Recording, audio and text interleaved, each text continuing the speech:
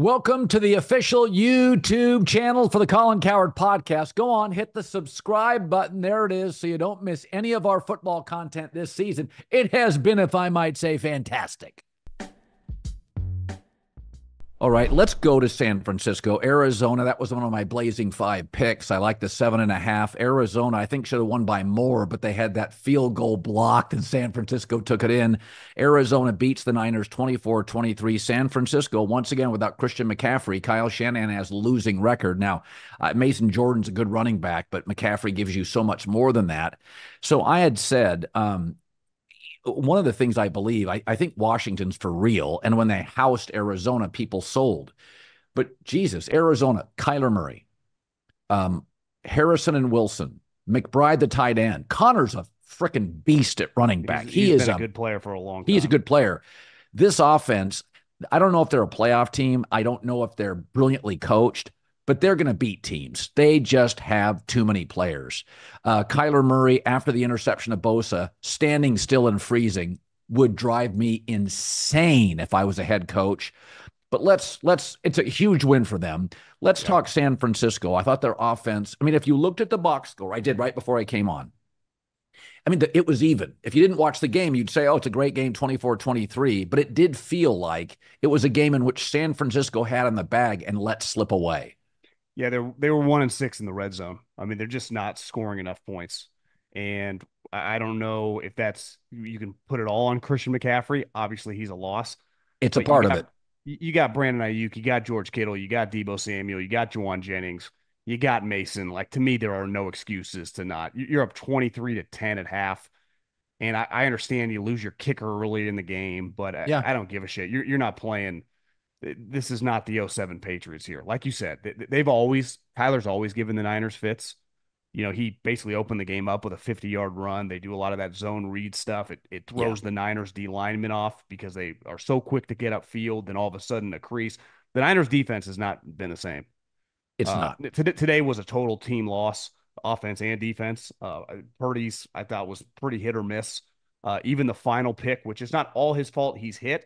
But Tom Brady's like, George Kittle's wide open. We don't have time to be patting the ball. You got to get rid of it. I don't care what you have to make these quick decisions. And that's what they lean on him to do, to be really smart. And I thought, it's like, you're holding the ball for a guy that's covered down the field when you got 85 wide open.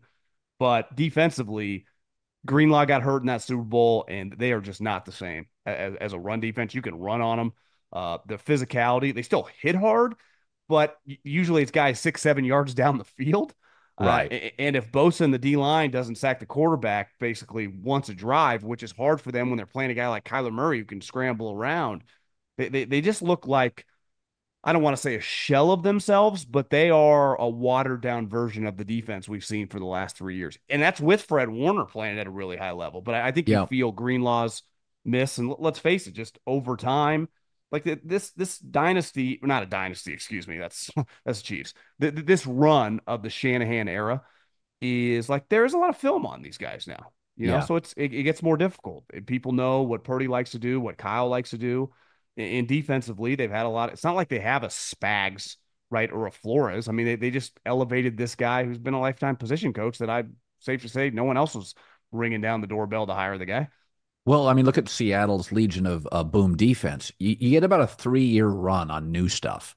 And then, it's the Legion of Boom. All of a sudden, somebody's a free agent. They leave. You can't afford them.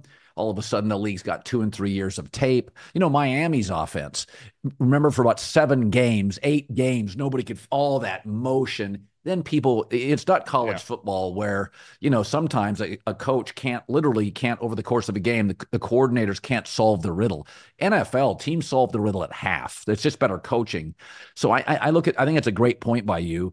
And I also think, there are certain guys I can't quit. I'll get to Lamar later. I think he's just a remarkable player. Kyler Murray, you have to make decisions in this league. You would hope you never have to make it with a quarterback. Maturity, commitment. But John, you look around this league, there are not a lot of Kyler Murrays. Let's say he is, and I think he throws a better ball than Lamar, but I think he's about 80% of Lamar Jackson in terms of elusiveness, movement, playmaking. He brings the same headache to a D coordinator. You're never Yeah. quite sure. I mean, you can't cheat. That's why Connor, you can't cheat on him. Um, and that's I've said this about it is people hung around with Jay Cutler who didn't have Kyler Murray's ability for a long time because of the arm strength. Where are you on Kyler Murray? I mean, they're stuck with a contract. I mean, him not moving on the Bosa pick, just staring at it is like bad. Like that's I, really bad in the film room. I think one fatal flaw, and I would say the biggest difference between Lamar and Kyler is Kyler cannot see sitting in the pocket, Yeah. and Lamar can, and he did it today. He can pick you apart in the pocket when he's on. Yeah. And Kyler, one of his biggest throws today on a fourth down to Marvin Harrison, he can do the Lamar Michael Jackson backpedal, right, and get away from pressure because he's such an elite athlete. He's got such a great arm, but you have to get him on the move. To me, he's a little bit of a tease. Like Yeah. he's Fair. an excellent talent. Do I think you can build a sustainable winning team with him? I'm not sure you can. I think you're right. I think he's a tough guy to win with over the course of a season, but Yeah. on an individual game basis, like you said, no defensive coordinator feels great getting on the bus headed to the stadium. Nope. I think that's the best way when I watch him. First of all, he's going to get dinged up over the course of a season. He runs a lot and he's small. And the second thing is he's sort of a moody player. There's times when he's really engaged, and there's times when he feels a little like Aaron Rodgers. After Aaron had that second pick, he was kind of Yeah. too casual with some of his deliveries, like he was pissed off and he was telling Hackett to go, go, go, and he's eye rolling Lazard. And Allen, it's not that Aaron's not playing hard, but you can see his emotions. You know, Brady would pump his fist after a touchdown, or he'd yell briefly on the sidelines, but he was fairly robotic emotionally in a game. Aaron and Kyler Murray, I can tell. I could just tune the game in and go, they're leading, they're trailing, they just threw a pick. And I think Kyler's hard to coach, even though I think he's brilliant. I think he keeps everybody on eggshells. I've been told this by a former teammate, an executive, and a coach that Cliff Kingsbury, there were times he wanted to go to Colt McCoy. Like it drove him nuts.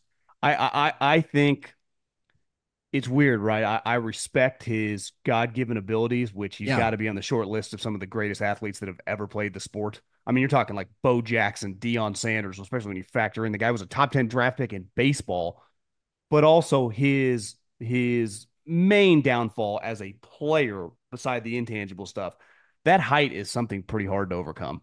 Yeah. And in a game when I can corral you or you're just not running it at will, which he was today, I don't trust him to be able to do what Lamar consistently does. Because I think there's a big difference in whatever Lamar is 6'3".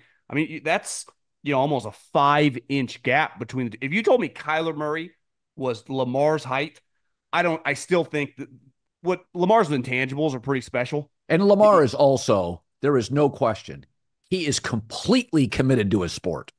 No one's ever exactly. So the intangible stuff, which is a make or break thing, would still drive people nuts with Kyler. But I do think he would. Then you could make the argument you could build a sustainable winner with him because he can throw. Like it's not because of lack of arm strength. I just legitimately think he can't see. How Yeah. could you? It's just Yeah. it's just basic math, right? The guy standing in front of him is 6'5". He's 5'9". That's why he runs Yeah. around. And he's a fun player to watch though.